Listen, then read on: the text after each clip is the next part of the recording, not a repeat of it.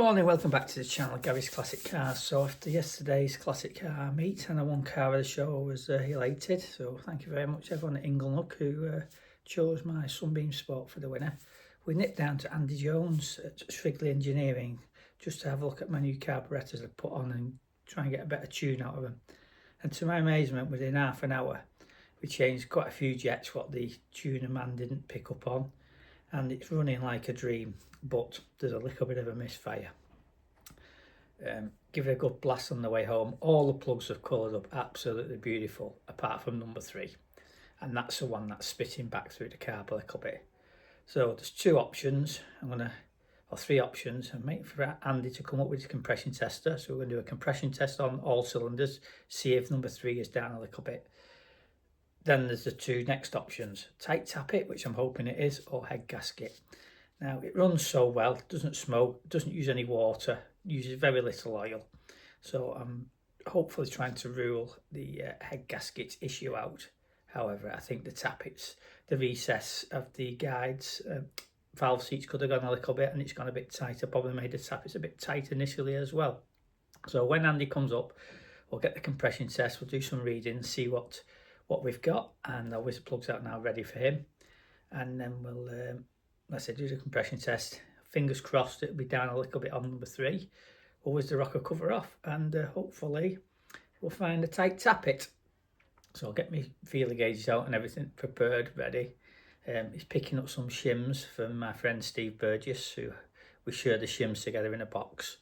So fingers crossed we'll be able to crack on and get to the bottom of this carburetor. It's only on 1 cylinder, so we'll whiz the plugs out and I'll just show you the colour.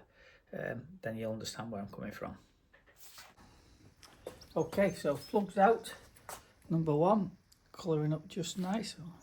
Looks a bit rich, but I have just been running it at home. Number 2, colouring up just nice. Like I say, it's been a bit rich because I've had it running at home.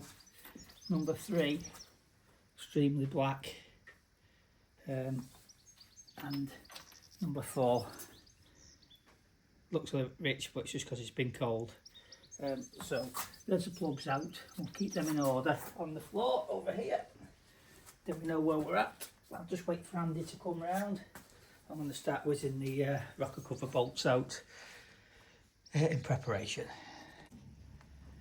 Okay, so rocker covers off, cam's out, as you can see.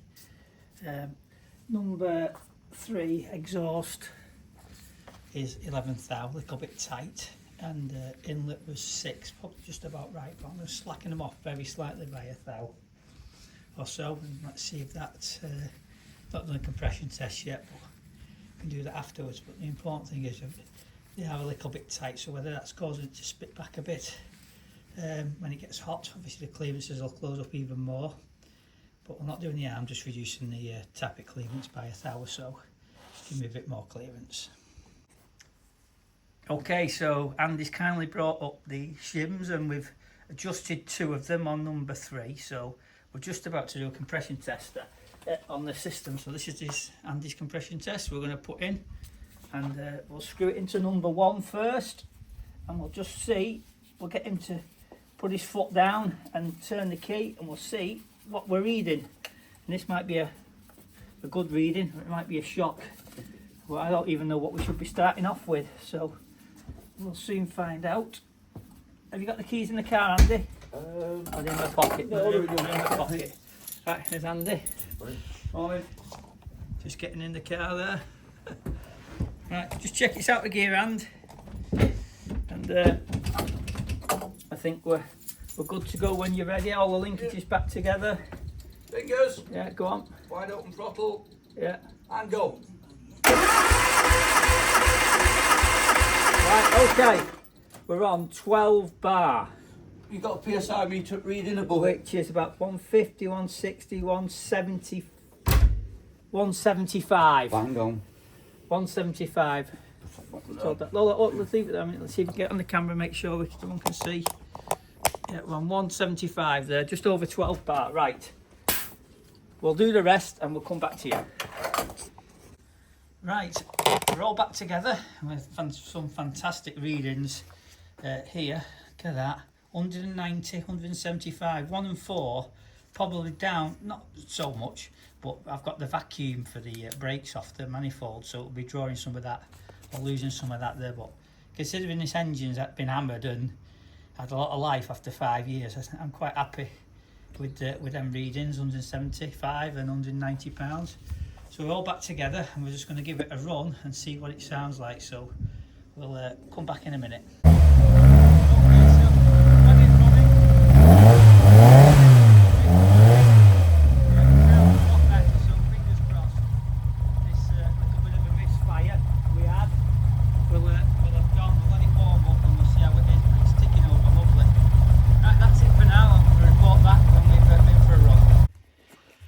Okay, so we're now all done.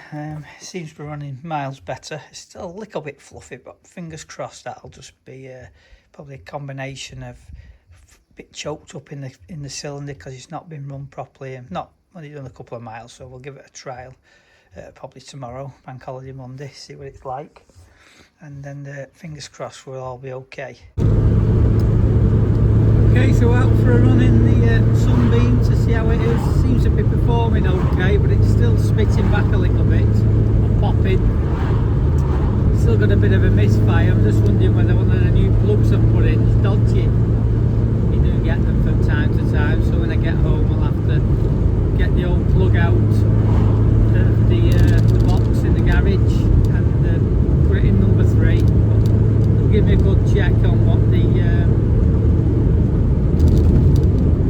colours are going to be like. There's something not quite right, and I just can't put my finger on it. I might speak to Andy on Tuesday when he's back in and see if he has any other ideas, but I think I'm confident enough.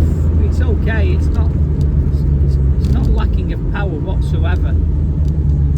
So I think what I will do, I'll chance it to Scotland on Friday morning, and I'll take a can of fuel with me, just in case it seems to suck. But it's ticking over nice. It's just painful. I don't know what it is. It's just got a bit of a misfire. It goes through it. It's not really a misfire. It's just a bit of a burr rather than a real proper misfire. So I've readjusted the tappets and it still sounds quiet, not tappety, so they're not slack. Certainly within tolerance, so all well is should be well, but we'll see. Anyway, we'll do a bit of a time lapse going down the East Lancs Road now. So as you can hear, it's pulling well, you know. My foot down in 3rd, pulling like a train. So from performance point of view, however, my fuel gauge just seems to drop very quickly when you give it a bit of stick. That could be because of my heavy right foot and the carburetors. But it's great fun.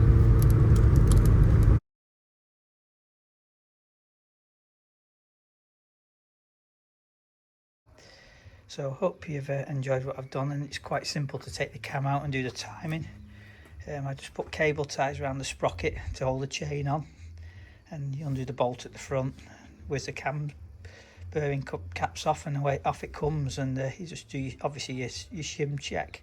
Really happy with the compressions as well, considering the engine's quite a few years old and it's had a hard life, but it's had regular maintenance and it's obviously clearly worked. And again, Andy and his magnificent engine building skills really helps us all out, so we do really need to support him as and when we can, no matter how big or small. And I must thank him again for my carbs. He's done more in half an hour than the guy did in all day when at the rolling road, so I really appreciate his help. Right, well, see you on the next one. Many thanks for watching. Good morning and welcome back to the channel. It's Monday, bank holiday. I'm still in the garage with this carbs. Been having to think overnight, and I watched a couple of YouTube videos about spitting back and popping on number 3, which seems to be a common problem. Could be a problem with tappets, which I've eliminated, compression tests, which I've eliminated, possibly a block carb, even though it's new, or an air leak. Can't see it being an air leak because the plug's black. If it was an air leak, it'd be sucking more air in, then it'd be weaker. So I've eliminated that, but what I've decided, I'm going to take the carb off and have a investigation, because when I come to take slow idles running number 3 out, I struggle, so whether there's something not right in that.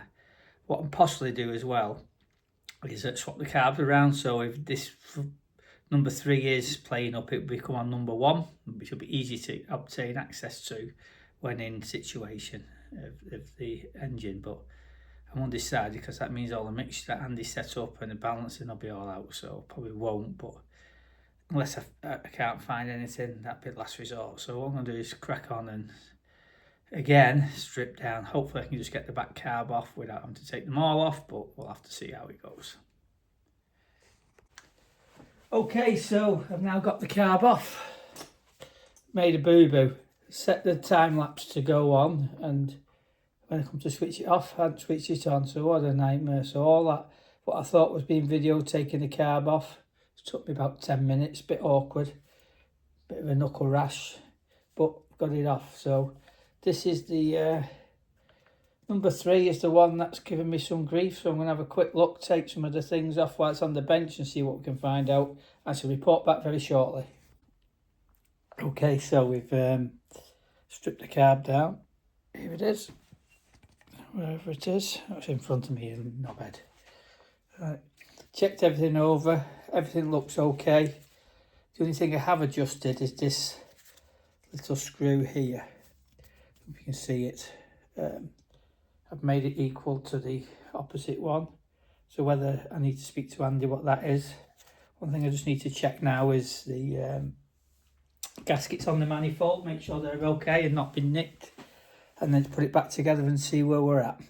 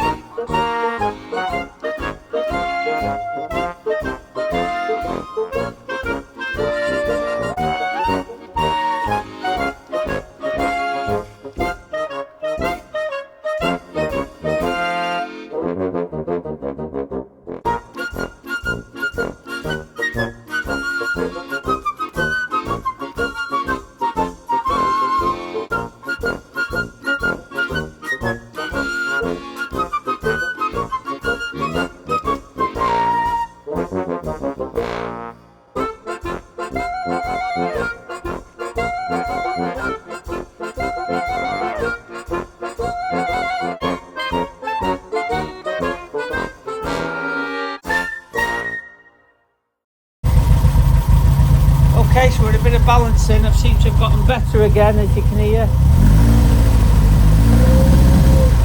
So fingers crossed, that's all sorted. Well, I think at long last we're about 99% there. I don't know what it was. I put a different gasket on the inlet manifold, one of the older ones that I took off when I swapped the carbs over. But it just seems to be running okay. Very, very little misfire. One pop back, which I was getting quite a few. A lot I think it was down to I've adjusted this little air screw on the just before the what's it called, pump jet type connection there, and it seems to have just settled down. I do quite a bit of readjustment, rebalance the carbs, and it was a bit lumpy at first, very, very rich, so until I've readjusted everything and balanced everything. But all in all, seems to be, I think I might be there or thereabouts. I'll have to give it another run later tonight, where it's a bit quieter. I've had the wife on moaning, am I taking the make revenue at 9:30 in the morning? So I'll have to respect the neighbours and go in and apologise, make her a brew. Sorry. But anyway, fingers crossed. I think we're all sorted. I need to put in, I've used just under half a tank of fuel on about 70 miles, which is quite alarming. But I have been doing quite a bit of mucking around and God knows what. So fingers crossed it'll do a little bit better on the trip. If not, I'll change the jets when I get up there. I've got my old 115, so I'll put them back in, make it a bit leaner on the main jet. But anyway, that's it for now. Hope I've not bored you too much to death and with these carbs, but just it's all advice for everybody else trying to set them up. Just a pain, but I've learned quite a lot. Anyway, see you for now. Take care.